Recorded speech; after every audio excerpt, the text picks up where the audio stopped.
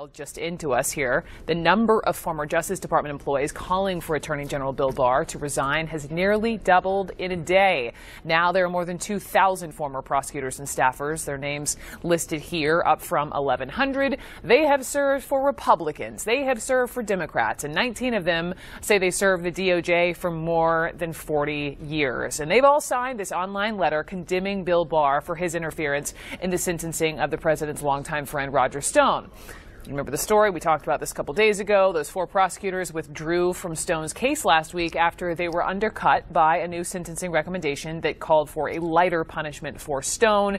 And so the letter reads in part, quote, "Mr. Barr's actions in doing the president's personal bidding unfortunately speak louder than his words. Those actions and the damage they have done to the Department of Justice's reputation for integrity and the rule of law require Mr. Barr to resign." And Arianna Berg is a former federal prosecutor who worked in the Southern District of New York, who says that she is, quote, proud to join her former colleagues in signing this letter. So, Arianna, thank you for being on with me.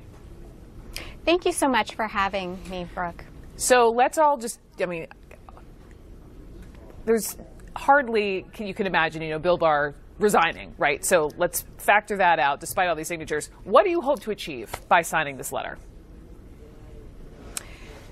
I didn't sign this letter lightly, Brooke. I'm proud, it's true, to stand with the over now 2,000 former Department of Justice alumni in condemning Bill Barr's actions and calling for his resignation.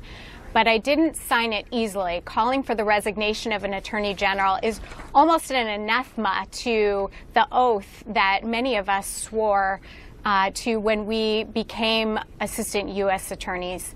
I served, as you mentioned, under both Republican and Democratic attorneys general. And so it was very much a difficult call, a lot of soul searching on my part over the weekend before I was ready to sign this letter.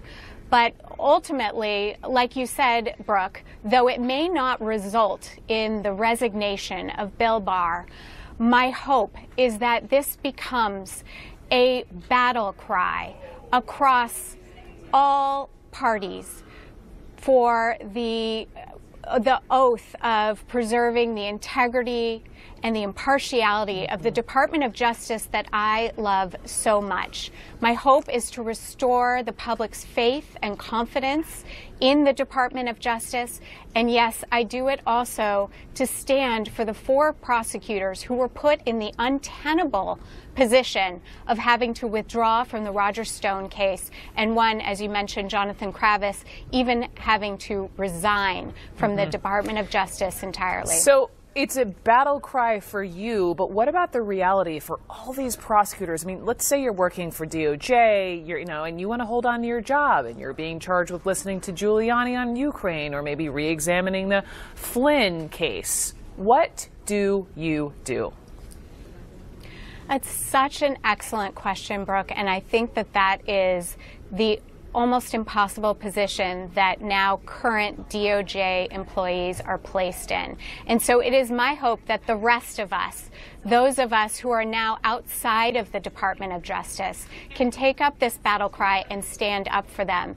It is also my hope that current employees at the Department of Justice, please, please stay in your positions, hold the line. Keep your heads down and do justice as we all have been trained to do in a fair and impartial way. Do you think, there are a number of asks in this letter, right? Report abuses to the Inspector General, refuse to carry directives inconsistent with their oaths of office. Do you think the prosecutors feel more empowered, Arianna, or less so in the wake of what we've been reporting on at Justice the last week?